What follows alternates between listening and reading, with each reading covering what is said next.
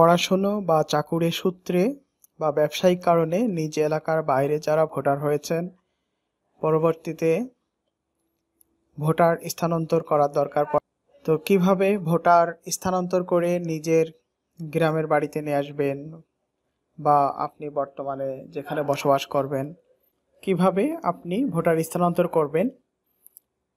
Voter স্থানান্তর করার জন্য আপনাকে প্রথমে 13 নম্বর ফর্ম সংগ্রহ করতে হবে।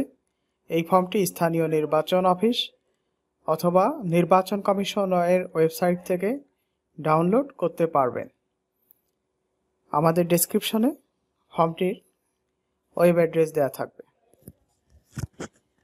ফর্ম 13 সঠিকভাবে পূরণ করতে হবে। ফর্ম পূরণের জন্য প্রাপক উপজেলা থানা নির্বাচন অফিসার, উপজেলা থানার নাম লিখতে হবে, জেলার নাম লিখতে হবে, আবেদনকারীর নাম এনআইডি কার্ডে যেভাবে দেওয়া আছে সেটা লিখতে হবে, জাতীয় পরিচয়পত্রের নম্বর লিখতে হবে, এনআইডি কার্ডে পাওয়া যাবে, জন্ম তারিখ লিখতে হবে, বর্তমান তালিকাভুক্তি সংক্রান্ত তথ্যাদি, এটা যেখানে বর্তমানে ভোটার আছেন সেখানকার তথ্য হবে, ভোটার নম্বর জানা থাকলে লিখবেন, ভোটার এলাকার নাম জানা থাকলে লিখবেন, ভোটার এলাকার নম্বর জানা থাকলে লিখবেন। যদি না জানা থাকে তাহলে লাইন 2টা ফাঁকা রাখুন। উপজেলা, জেলা, গ্রাম বা রাস্তার নাম, নম্বর এইগুলো এনআইডি কার্ডের পিছনে পাওয়া যাবে। এরপরে যে এলাকায় ভোটার স্থানান্তর হইতে ইচ্ছুক সেই কলামটি পূরণ করতে হবে। তো সেখানে জেলার নাম লিখবেন, উপজেলা থানার নাম লিখবেন, সিটি কর্পোরেশন পৌরসভা ইউনিয়ন ক্যান্টনমেন্ট বোর্ডের নাম লিখবেন, ওয়ার্ড নম্বর লিখবেন,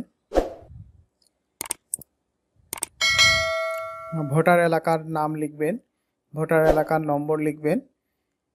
ভোটার এলাকার নাম এবং ভোটার এলাকার নম্বর জানা না থাকলে ফর্মটি জমা দেওয়ার সময় নির্বাচন অফিস থেকে জেনে নিতে পারবেন। তারপর আপনার গ্রাম অথবা রাস্তার নাম ও নম্বর লিখবেন, বাসা হোল্ডিং নাম্বার লিখবেন, মোবাইল নাম্বার অথবা টেলিফোন নাম্বার লিখবেন, ডাকঘরের নাম লিখবেন, পোস্ট কোডের নাম লিখবেন। যে ঠিকানায় স্থানান্তর হইতে ইচ্ছুক সেখানে কত সময় বসবাস করতেছেন, কত দিন বা কত মাস বা কত বছর সেটা উল্লেখ করবেন। স্থানান্তরের কি কারণে স্থানান্তর করতে চাচ্ছেন সেটা উল্লেখ করবেন। সাধারণত স্থানের কারণ হতে পারে স্থায়ী ঠিকানায় বসবাস হতে পারে, পৈতৃক ঠিকানায় বসবাস হতে পারে, বৈবাহিক কারণে হতে পারে। যদি কেউ বৈবাহিক কারণে স্থানান্তর করতে চান তাহলে সেটা লিখবেন।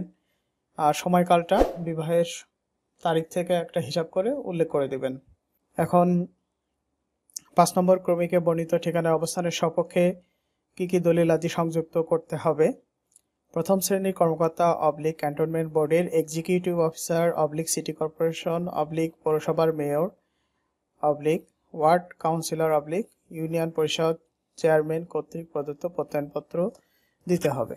সাধারণত পৌরসভার ক্ষেত্রে পৌরসভার মেয়র ওয়ার্ড কাউন্সিলর, আর ইউনিয়নের ক্ষেত্রে ইউনিয়ন পরিষদের চেয়ারম্যান কর্তৃক প্রদত্ত প্রত্যয়নপত্র দিতে হবে। আর যার আরএমও যেখানে সেইখান থেকে প্রত্যয়নপত্র দিবেন। কেউ যদি সিটি কর্পোরেশনের বাসিন্দা হন তাহলে সিটি কর্পোরেশন থেকে দিবেন। ইউটিলিটি বিলের অনুলিপি দিতে হবে। বাড়ির বিদ্যুৎ বিল, পানি অথবা টেলিফোন ইত্যাদি যে কোনো বিল থাকলে সেটা কপি দিতে হবে। বাড়ি ভাড়ার রসিদ অথবা চৌকিদারি কর রসিদ অথবা পৌরকর রসিদ দিতে হবে। এনআইডির একটি ফটোকপি দিতে হবে।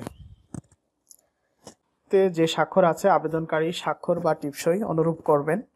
আবেদনকারী শনাক্তকারী স্বাক্ষর করতে হবে, আবেদনকারীকে শনাক্তকারী স্বাক্ষর করতে হবে এবং এনআইডি স্বাক্ষরের অনুরূপ হবে। শনাক্তকারীর নাম, জাতীয় পরিচয়পত্র নম্বর, ঠিকানা দিতে হবে। সাধারণত ইউনিয়ন পরিষদের ক্ষেত্রে ওয়ার্ড মেম্বারের সইসিল দেওয়া হয়, মেয়র বা ওয়ার্ড কাউন্সিলরের সইসিল দেওয়া হয়। যেটা সুবিধা হবে, যার জন্য যেটা প্রয়োজন হবে সেটা সেভাবে করে নেবেন। আর উপজেলা নির্বাচন অফিসার ও রেজিস্ট্রেশন অফিসার প্রয়োজন অনুসারে কাগজপত্র হ্রাস বৃদ্ধি করতে পারেন। ভিডিওটি আপনাদের ভোটার স্থানান্তর সংক্রান্ত তথ্য জানানোর জন্য। তো আশা করি আপনারা উপকৃত হবেন। এছাড়াও যদি কোনো বিষয়ে কনফিউশন হয় সংশ্লিষ্ট নির্বাচন অফিসে যোগাযোগ করে নেবেন। আমাদের আমার চ্যানেলটি ভালো লাগলে শেয়ার করুন, লাইক করুন বা সাবস্ক্রিপশন করুন। ধন্যবাদ, ভালো থাকবেন।